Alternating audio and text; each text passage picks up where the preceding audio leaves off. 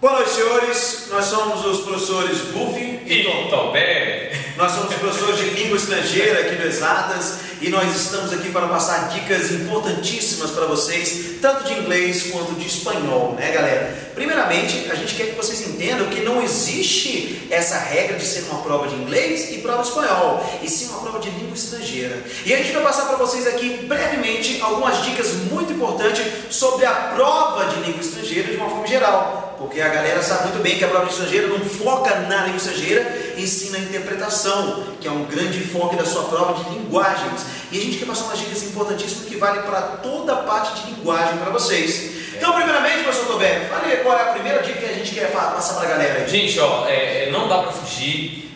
Na última prova nós tivemos isso, a prova de 2012, vamos usar como parâmetro a prova de 2012, está sendo um pouco mais difícil, um pouco mais elaborada, né? Gente, vai ter uma questão de imagem, tá certo? A nossa aposta vai ter um quadrinho, né? Aí a gente pode apostar no Calvin, na Mafalda, ou até outros desenhos que possam ser colocados. Gente, qual é a dica?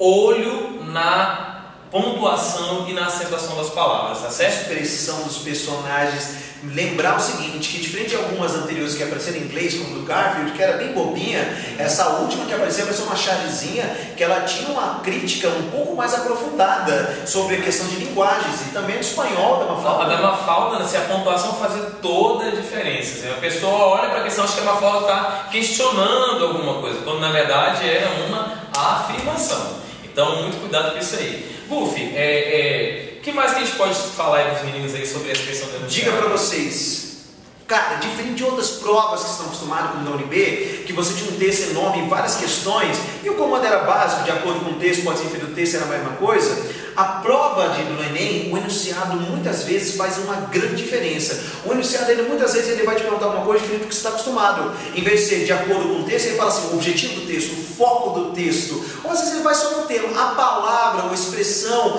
o questionamento, ele entra num ponto. Então, nossa dica é, leia o enunciado primeiro e depois analise a questão. Muitas vezes... né? Sempre, assim, não tem como fugir disso. Leia o enunciado. Tem textos gigantescos, mas a pergunta, né, a última prova ela falou assim, na América Latina, você sabia a história da América Latina, né? Você já vai partir para os itens já com uma malícia, né? Então assim, sempre o enunciado é importante. Que é a nossa dica para vocês, o enunciado muitas vezes ele também te dá uma complementação do que o texto fala, como na prova de inglês, caiu um poema, que o poema ele não dava muita informação, mas o enunciado ele te falava quem escreveu o poema, quando escreveu, que você situava que era um poeta negro americano que viveu na época da segregação, então ele estava escrevendo um poema do sentimento dele, da segregação, da discriminação que estava sofrendo.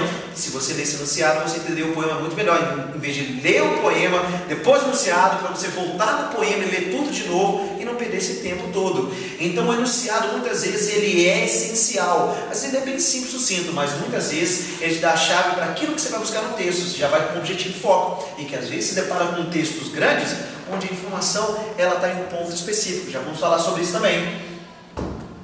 Espanhol não tem como fugir. Nem inglês. Quem não lembra da questão do tênis lá, Buffy? Brincando. Todo mundo olha brincando, né? Deve ser vamos brincar e tal. Não, quando na verdade brincando em espanhol quer dizer pulando. E ali naquele contexto ali, brincando, falava sobre um tênis, que a marca era Canguru. Canguru tem tudo a ver com pular, enfim. E ele falava num tênis que tinha um look, que tinha várias palavras ali, inclusive naquele texto em inglês. Mas a questão de espanhol eu queria retratar porque aquelas palavras de outra língua estavam sendo usadas ali para poder trabalhar. Mas trabalhar exatamente com a ideia do tênis, que era um tênis jovem, um tênis que as pessoas usavam no dia a dia. Então, gente, falso cognato, isso é natural das duas línguas, tanto no inglês quanto no espanhol. Lembrando que não é necessariamente um enfoque dos itens que eles vão te perguntar, não vai haver nenhum questionamento se é ou não é um falso cognato, mas eles estão presentes, tanto em inglês quanto em espanhol, como na última prova, apareceu falando da J.K. Rowling, falando do seu primeiro novel. Você pensa em novela, você vê novela, não é novel, é romance em inglês, é um falso cognato, então tem que tomar cuidado, só para não trabalhar de interpretação. Exatamente, no espanhol também, novela, escreve do mesmo jeito, também quer dizer romance, então assim, são falsos cognatos, cuidado que pode atrapalhar na tua interpretação. E aí a gente fala para vocês, gente, olha, tem que justamente no site da Veja você pode ver uma tabelinha mostrando quais são as matérias que mais caíram. Sensacional aquela tabela. Excelente. E aí estava lá, quando você clicava na aba linguagem, parecia destacadamente disparado em interpretação. Não é em língua estrangeira. A prova de linguagem foca em interpretação. Tipo assim, tinha 20 e tantos itens contra às vezes 4, 3, 5 de outras coisas. 50%, né, Golfo, da prova. De 45, 21, 20. Interpretação. E aí umas outras coisas misturadas. Que é o foco também na nossa prova estrangeira, que não foca na gramática, não foca no vocabulário, foca na interpretação. Para uma boa interpretação, ler o enunciado e interpretar as imagens vai fazer uma grande diferença. E cuidado, a galera acha que a interpretação não dá língua estrangeira. Muitas vezes o problema é que o aluno está interpretando o item. Então leia o item atenciosamente, com cuidado.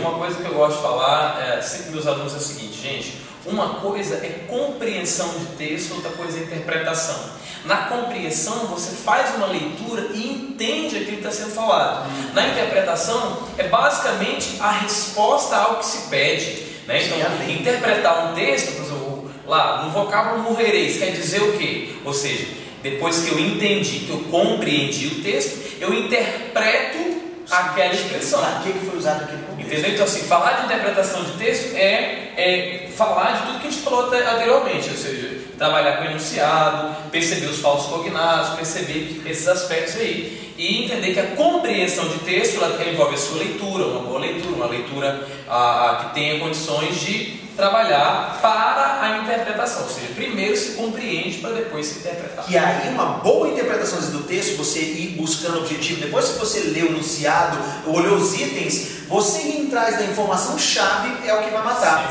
Essa informação-chave, gente, pode ser uma frase pode matar tudo. Essa frase definiu a resposta. Mas pode ser um termo, pode ser uma expressão. Às vezes o texto usa, por exemplo, desmatupizar. Cara, isso é sensacional. Foi usado no texto e o enunciado falava o termo desmatupizar, e o termo desmatupizar está falando do Peru, né? Uma questão de espanhol. Machu Picchu. Desmatupizar é um neologismo. Peraí, desmatupizar. Matupizar é tornar Machu Picchu. Desmatupizar é tirar de Machu Picchu. Ele fala, tirar o foco de Machu Picchu, que era o foco do. E estava lá a questão. Também leu o texto nessa questão.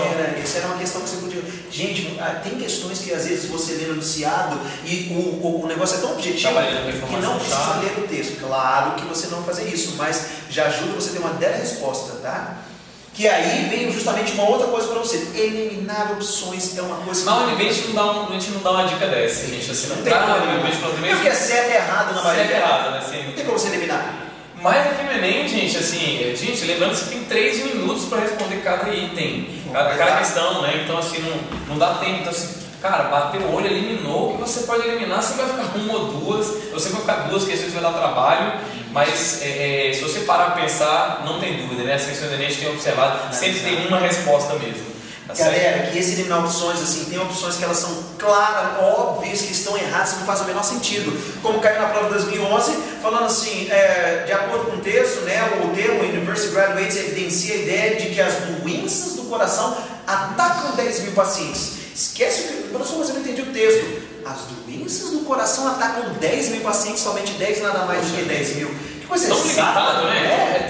E outra, vamos lá, só 10 mil pacientes, só 10 mil pessoas sofrem doença do coração no mundo inteiro? Se ele falasse num grupo, na verdade ele está fazendo uma jogadinha porque foi um estudo que envolveu 10 mil pacientes sobre doença do coração. Mas se já eliminava essa, não faz sentido. Então tem opções que a construção, a forma que ele fala, se você analisar friamente aquilo ali, sem contexto mesmo, já está fora. Tem opções que você já consegue eliminar com uma ideia do texto, ou sem nem precisar ver o texto. Então, como é que você elimina a opção? Essa está fora, essa está fora. Aí você fica entre 3, entre 2, que aí você analisa, aí você lê, caça justamente onde está o erro. E infelizmente acaba aquela sensação que não é, na verdade, não é certo isso aí, mas a sensação é de que você não está escolhendo a resposta correta, mas sim a mais correta. Não é porque a outra também está correta, mas é porque ela faz sentido, só que tem uma coisinha, um detalhe na questão, naquela afirmação que torna ela errada, só que a gente não percebe na hora. Depois que você lê várias vezes, talvez uma análise profunda, você perceba o erro. Então, exatamente. Essa é uma dica importante. Para trabalhar essa dica aqui, vamos fazer uma coisa engraçada. Eu vou pedir aqui pra gente ir para aquela. Tá vendo aquela frase ali? Vamos filmar, vamos para aqui, ó. Olha aqui, informação cruzada. Olha só. Aqui, o cara vai escrever aqui o quê? Vamos ler aqui. A mente que se abre a uma nova ideia jamais mudará o seu tamanho original. Aí o primeiro item que vai aparecer na prova. Olha o primeiro item que vai aparecer. Olha, lembrando que frases eles cobram isso, caiu na prova de inglês. Vai lá. Ele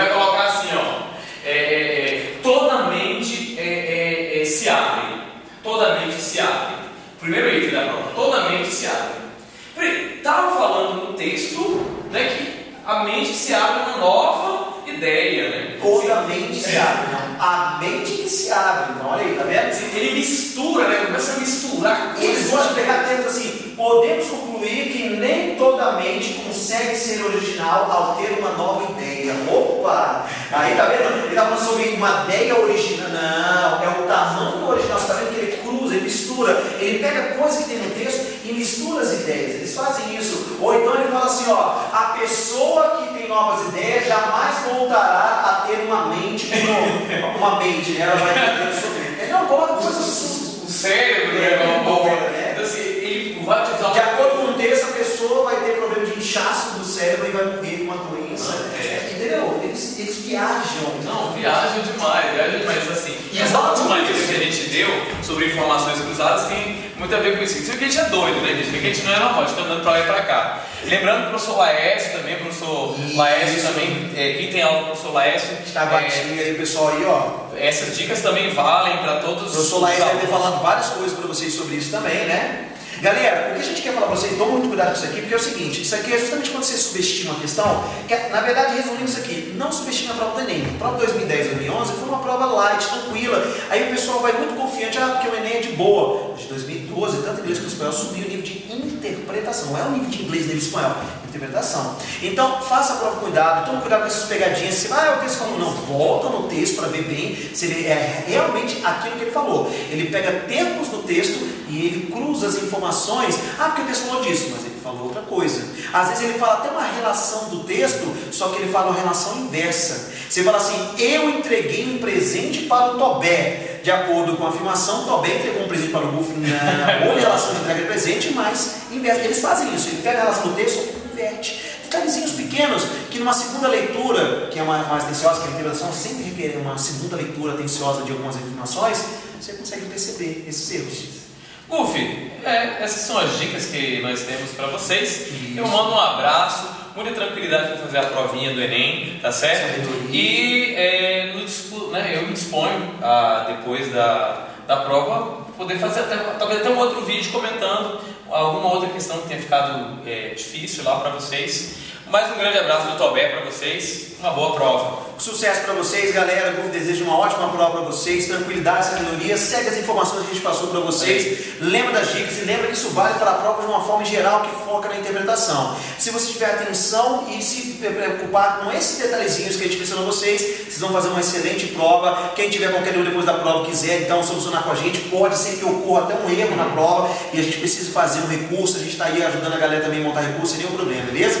Sucesso para vocês, galera. Uma excelente prova para vocês. A todos os alunos do Exatos, todo mundo aí que curte a gente, a galera aí. Nós estaremos aí fazendo a prova com vocês, passando o gabarito. E qualquer dúvida, estaremos aí, Tobé e Golf, ajudando vocês. Abração, galera. Até mais. Valeu, galera. Boa prova.